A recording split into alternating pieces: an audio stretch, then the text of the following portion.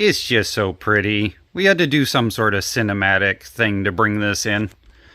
Alright, so John's going to come over here while we talk about this stabilizer thing so that he can run the handlebars for me while we're talking about this. I just plain don't have enough hands to make this video, so here's my 2 micro hands.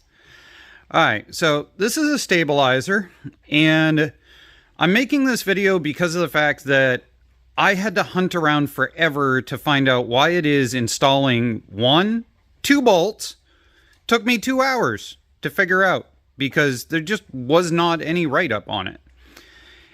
So what I ended up finding was that on an old forum, I found out that this has to be lined up, not this.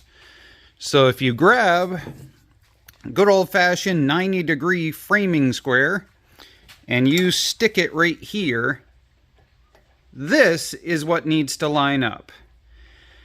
So that was the first debacle. The second debacle was that it's perfectly fine turning that direction. Go ahead, John. So, no issue. But if John turns the other direction, and you watch here, that pulls over into the frame as you turn.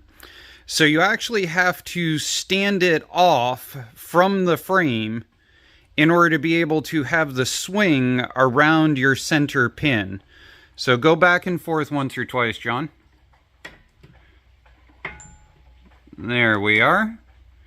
Now, as John has pointed out, the location of this really isn't that big of a deal because all of this is adjustable. What you really can't see in video, and I'll see if I can make my fingernails show it. I don't know if you can hear that in sound, but it has like a weird striping on it, which binds to this.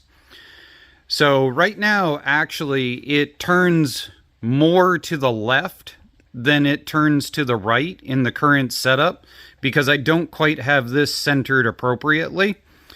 This actually needs to go a little bit further. But basically what should happen is if this is set perfectly square, then the distance from here to here should be the exact same distance as from here to here. Right now it's not quite on this, but it's pretty close. Also, I have it twisted this way so that my adjustment for how strong it is easy to get to. So if I spin it like this and click down through, John, you should be able to move it nice and easy now. Is it easy to move? Oh, yeah. Yeah, it just free rolls. You can use like one finger to do it, right? Okay, so now if I turn this to this direction, we'll give it 3 clicks. Now try it, John. Harder. Yeah, it's a little harder. Okay. How about now? Oh, I can see you having to try harder now. It's getting harder.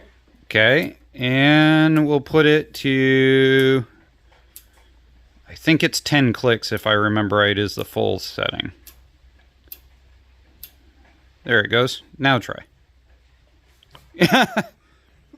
Yeah, that's locked in, right? Yeah. Alright, so it has 10 clicks on it. What we actually figured out worked best for us on the drag strip was 4 clicks in from the base. So 1, 2, 3, 4. I mean, that in itself tightens it up quite a bit. Once you hit about 6, you definitely need to press with both hands a little bit more. But there we go. That was the information I really wish I could have found much quicker and would not have taken me 2 hours to put 2 bolts in like it did if I had have known. I had a learning experience, so I'm sharing it with you guys. And thank you to John for coming in and being my, well, midget Vanna White to run the thing here, and give him a shout out.